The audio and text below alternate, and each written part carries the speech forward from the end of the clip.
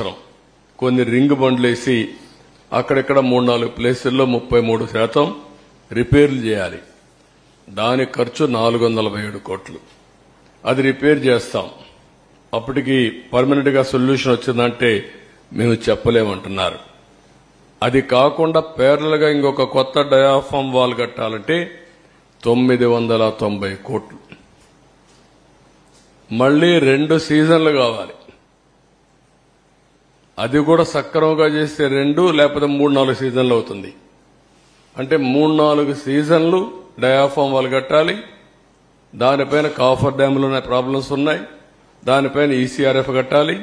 Project పూర్తి కావాలి. ఒక మూర్ఖత్వంతో చేసిన పనికి దానికి కూడా ఇంకొకటి కూడా సీపేజీ అరికట్టడానికి ఖర్చు ఎంత అవుతుందో సమయం ఎంత అవుతుందో అంచనా లేకపోతున్నారు. ఇక్కడ 2 ఉన్నాయి. ఒక పక్క ఇవన్నీ diaphragm wall, upper coffer dam, lower coffer dam. Next slide చూపి. ఇక్కడ మీరు చూడండి ప్రాజెక్టు ఎంత అతలాకుతలం అయిపోయిందో మీరు చూడండి.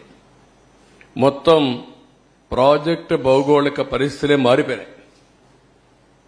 ఎందుకు మారిపోయినాయంటే ఈ 15 నెలల సమయంలో ఇక్కడ కొద్దిగా గ్యాప్ ఉంటే దాన్ని పూర్తి చేయకపోయే కొందికి ఆగస్టులో వరద నీరు వచ్చింది. ఇక్కడి నుంచే నీళ్లు వెళ్లాలి. ఆ ఒత్తిడి పెరిగింది. కిందికి నీళ్లు వచ్చినప్పుడు సునామీ మారిగా సుడుగులు తిరగడం మొదలుపెట్టింది. దాంతో కింద నుండే ఇసుకంతా లాగేసి కొట్టుకుపోయే పరిస్థితికి వచ్చింది. అంటే చాలా డెప్త్. అంటే ఇక్కడ 2 ఉన్నాయి. ఒకటి డయాఫామ్ వాల్, పైన కాఫర్ డ్యామ్ కూడా ఏదైతే ఏం వేస్తారు, జెడ్ రౌటింగ్ చేస్తారు. ఆ జెడ్ రౌటింగ్ కూడా 10 కిలో